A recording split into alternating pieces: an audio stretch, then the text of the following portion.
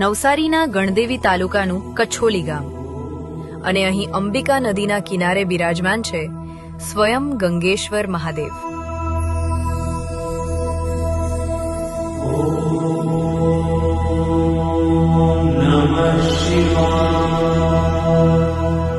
નવસારી જિલ્લાના ગણદેવી તાલુકામાં આવેલા કછોલી ગામમાં શ્રી ગંગેશ્વર મહાદેવજીના મંદિરનો મહિમા અનેરો છે.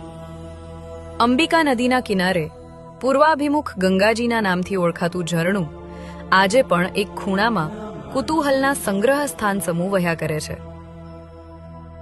આ મંદિરની સ્થાપના ક્યારે અને કેવી રીતે થઈ એ પણ આજે એક રહસ્ય સમાન છે.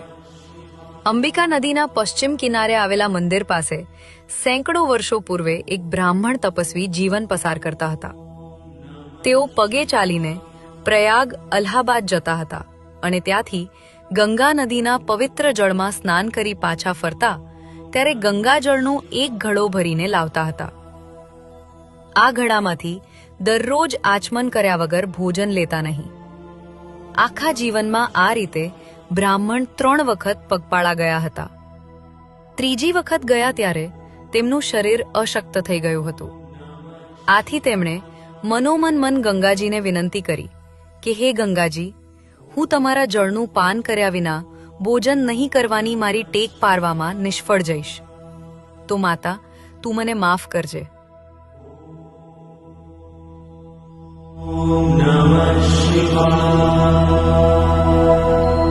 દંતકથા મુજબ ગંગાજીએ સ્વપ્નમાં આવી બ્રાહ્મણને કહ્યું કે વત્સ, તો ગભરાઈશ નહીં, તારી શ્રદ્ધા અખંડ છે.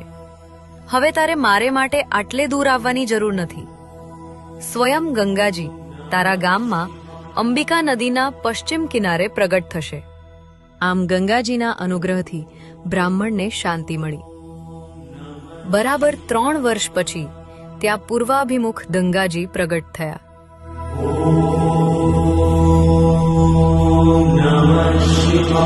આ મહાદેવના મંદિરે શિવજીનું સ્વયંભૂ રુદ્રાક્ષ આકારનું શિવલિંગ છે. અહીં મહાશિવરાત્રિના દિવસે સેંકડો વર્ષોથી મેળાનું આયોજન થાય છે. અહીંની એક વિશેષ પરંપરા મુજબ મહાશિવરાત્રિની પૂર્વ સંધ્યાએ ગાયના શુદ્ધ ઘીમાંથી કમળ આકારના શિવલિંગનું નિર્માણ થાય છે. શિવરાત્રિના દિવસે મંદિરમાં વિરાજતા આ ઘીના શિવલિંગના દર્શન કરવા એક અનન્ય લહાવો છે, જેનો લાભ લેવા હજારો ભક્તો દૂર દૂરથી આવે છે. કહેવાય છે કે ઉપર હેલિકોપ્ટરમાંથી જોવામાં આવે તો આખું શિવાલય ઓમકાર ઓમ ના આકારમાં સ્પષ્ટ નજરે પડે છે.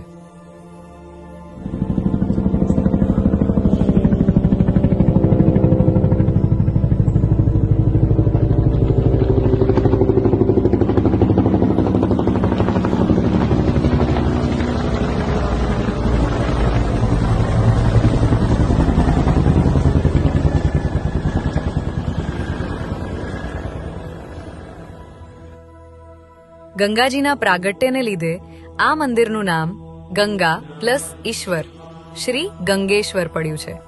મહાશિવરાત્રિના આ રૂડા અવસરે કછોલીના શ્રી ગંગેશ્વર મહાદેવ અને ઘીના કમળ શિવલિંગના દર્શન કરવા અચૂક પધારજો. આ વિડીયો તમારા મિત્રો અને પરિવારને મોકલીને તેમને પણ આ દિવ્ય દર્શનનો લાભ અપાવો.